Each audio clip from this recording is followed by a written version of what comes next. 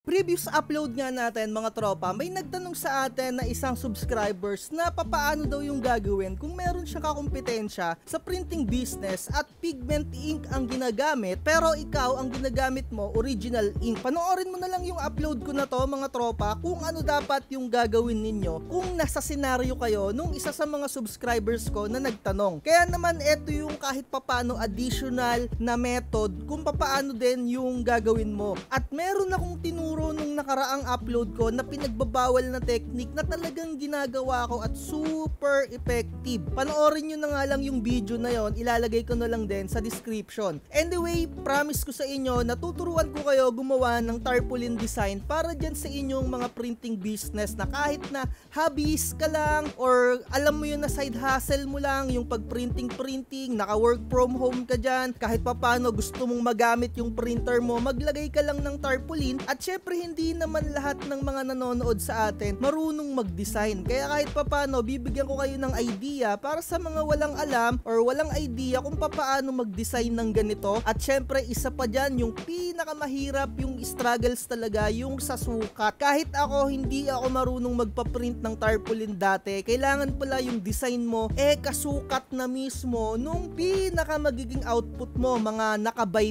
feet or kung ano man yung pinakasukat nung plano mo, 2x3 feet, 3x4 feet, yung mga ganyan.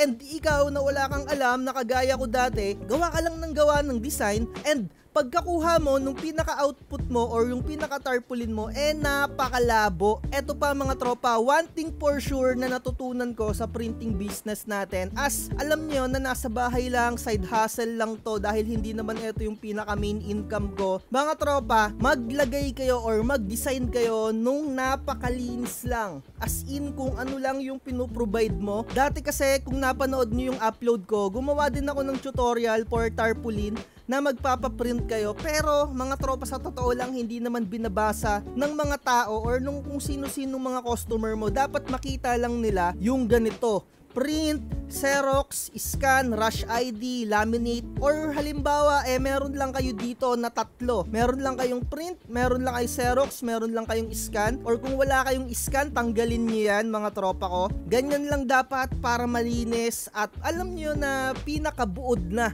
ibig sabihin, may print pala dito alam na, at talagang napakalaki, talagang mababasa nila. Mga tropa, may mga nabibili na ganyan at sobrang kahit papano affordable naman, pero syempre gusto ko makatipid kayo para yung mga hard-earned money ninyo masulit nyo. Kung gusto nyo na makabili ng mga ganito na naka-ready-made na, i-upload ko na lang sa description yung link kung saan kayo makakabili.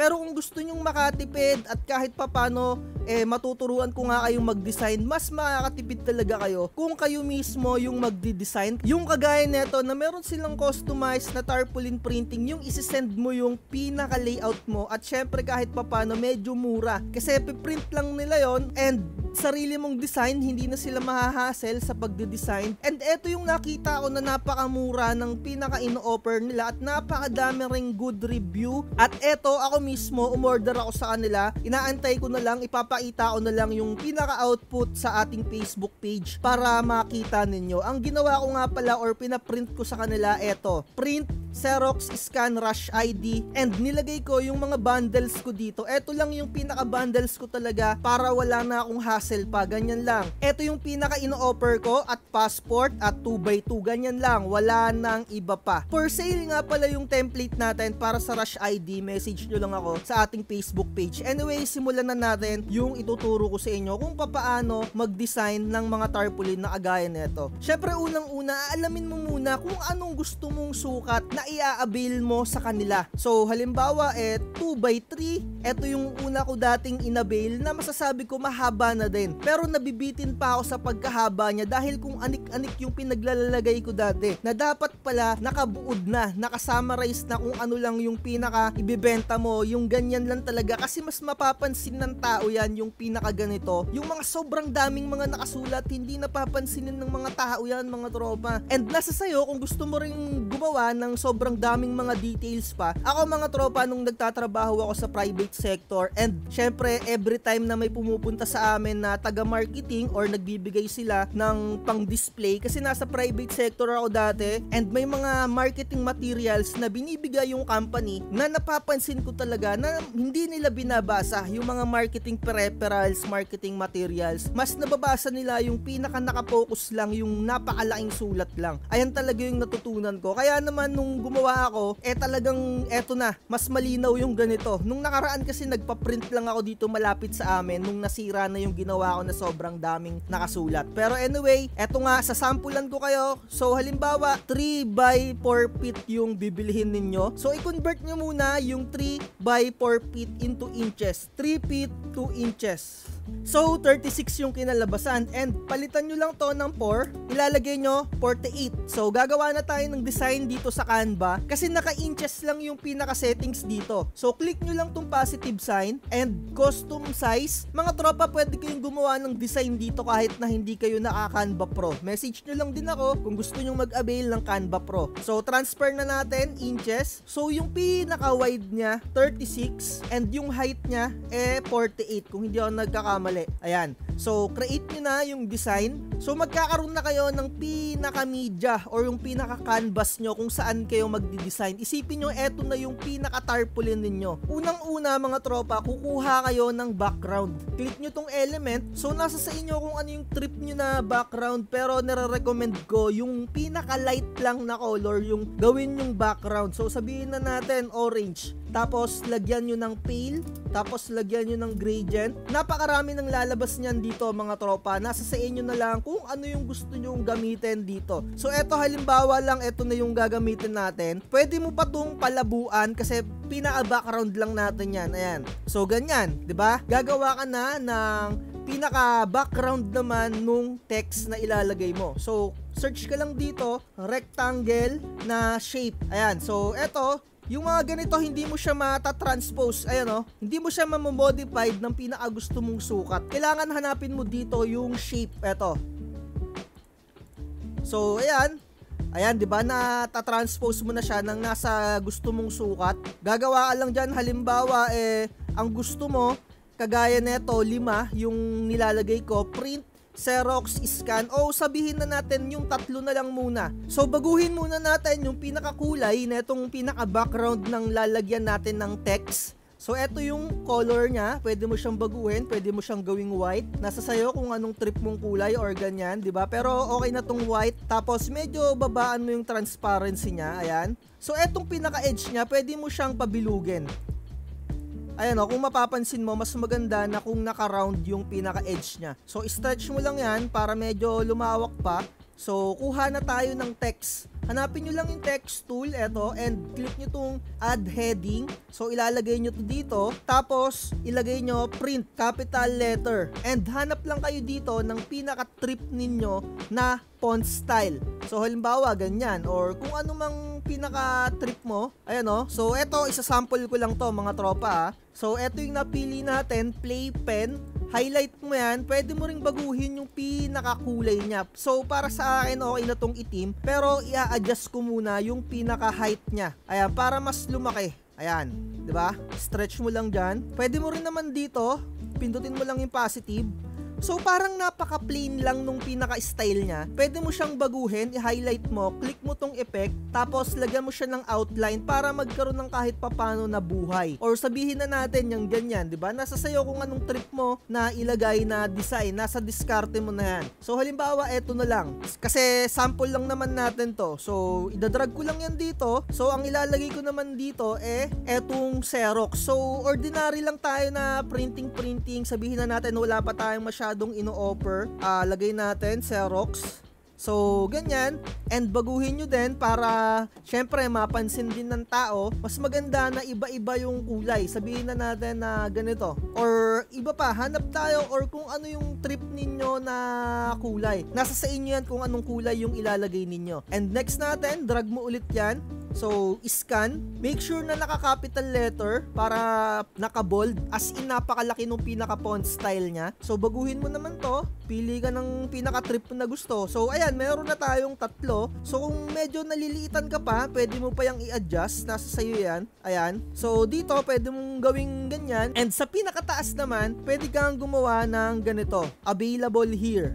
Capital letter mo lang, available, tapos enter mo here. Ayan, para malaki. Tapos, baguhin mo ulit yung font.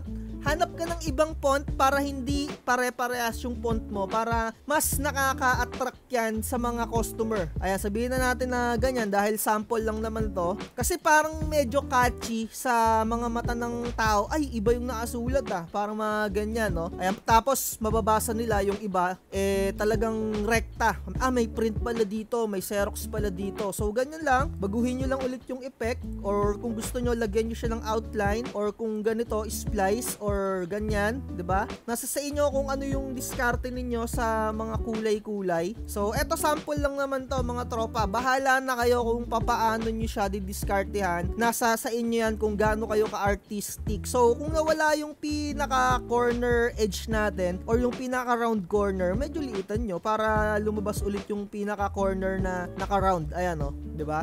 So, kagaya na itong design natin dito, ayan yung ginawa ko. So, gayahin nyo na lang to para syempre meron kayong idea or kung ano pa yung gusto nyo na ilagay. And dito, ito yung nilagay ko, di ba? Ayan. Pero dito sa isa, nilagyan ko ng pinaka-package ko para yung mga customer ko, kapag nagpapaprint sila ng Rush ID or ng ID, ipapaturo ko sa nila kung ano yung trip nila, di ba? Ganyan lang mga tropa, sobrang dali lang. So, once na okay na to, i-download mo lang siya mga tropa ko. Click mo lang tong download. Ayan, dito wala ka ng iba pang babaguhin dito. Click mo lang yan. Ayan.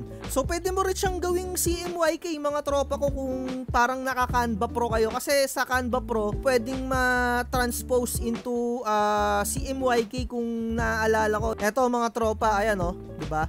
So, eto, gumagana lang to na best for printing, yung CMYK. PPDF mo siya, ayan, tapos download mo siya. Pero kailangan nga dito naka-Canva Pro kayo. Pero kung okay lang naman, basta i-download nyo lang siya, click nyo lang yung download, PNG. Make sure na naka-PNG, tapos click nyo yung download. Pero kung naka-Pro, pwede nyo siyang i-CMY para mas maganda yung magiging output niya. And eto mga tropa, ilalagay ko sa description ng video na to para makapag-avail din kayo dito sa shop na to. Again, hindi ako konektado dito. Gusto ko lang kayo na matulungan kung saan kayo bibili ng mura or para syempre affordable, 'di ba? And alam nyo naman sa mga matagal nang nanonood dito, ayoko na nauuto kayo ng kung sino-sino, 'di ba? Ayoko nang nakakabili kayo ng mga overpriced na mga printer, overpriced na mga ganto ganyan. And etong mga tarpaulin nila dito, makapal to. Kasi dun sa pinaggawaan ko ng nakaraan, parang 10 ounce lang yung pinakakapal niya. Dito yung gamit daw nila 12. Pero titignan natin kapag nakakuha ko na. Parating na parang bukas dadating na. Napakabilis nilang gumawa ng tarpaulin mga tropa ko. Kasi yung in-order ko nung dati, parang 7 days pa bago dumating sa akin. Eto, nagulat ako, to ship na at bukas parang parating na. And sa totoo lang, napakarami rin naman na design na pwede mong makuha. Ayan pwede mong gayahin yan, nasa sayo yan. Mas maganda yung may isi-send ka kasi mas makakatipid ka dyan. And isa pa mga tropa, dahil digital era na ngayon, sobrang dali nang makakuha ng customer sa online. Kaya make sure na meron kang Facebook page kagaya ng ginagawa ko dito. Ina-upload ko yung mga ginagawa ko, or eto kahit pa paano nagko-content ako. Kasi isa sa mga makakapagpatunay na legit yung business mo, may mga supporters ka kahit papano, may mga nanonood sa'yo. And I highly recommend na kung meron kang kausap na customer at kung meron kang page, i-message mo sila gamit yung pinaka-main account mo. Kasi pagdududahan ka dyan kung konti pa lang yung followers mo at kung nakikita nila na walang nagko-comment sa'yo, ayan yung isa sa mga factor dati nung nagsisimula ako walang talagang nagtitiwala dito sa page ko, and ginagamit ko talaga yung pinaka main profile ko. And ayun, nakakakuha naman ako ng customer kasi nakikita nila legit yung pinaka ako, as in nakikita nila ako, 'di ba? So kung medyo na-establish na yung Facebook page mo, pwede mo nang hindi gamitin yung pinaka main account mo, dito ka na makipag-transact mga tropa gamit yung page mo. Kasi na-establish na yung tiwala sa'yo ng mga customer, nakikita nila na may mga product ka talaga. Huwag mo lang talagang sisirain yung tiwala ng customer mo. So ayun lang mga tropa, sana nakatulong to para sa mga agam-agam ninyo dyan. Kung medyo meron kayong kakompetensya, okay lang yan, natural yan sa business. Ultimo nga, tindahan mga tropa, tapat-tapat na yan. So mas piliin na lang din nating galingan at iwasan natin namang uto kagaya nung alam naman natin ni number 1. So ayun na lang, like, share, and subscribe. Lagi ko sinasabi, wag na wag magpapauto. Message lang kayo kung gusto nyo mag-avail ng mga template or mga Canva Pro. Huwag kang magpapauto, mag-isip ka sa pilian. Sa laro ng buhay, dama ang tampuhan. Di lahat ng nagpa-hype siguradong totoo. Sariling landas, hanapin mo sa mundo.